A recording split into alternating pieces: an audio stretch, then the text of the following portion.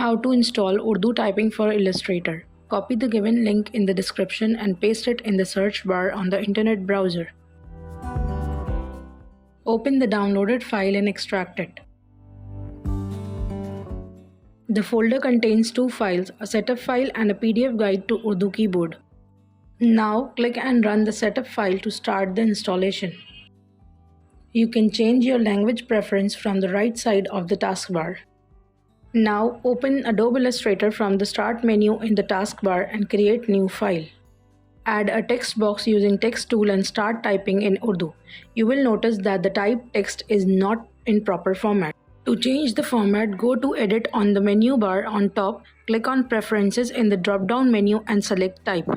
In the Type section, click the checkbox of Show Index Options to enable the option. Now in the Windows option, go to Type option and enable Paragraph menu.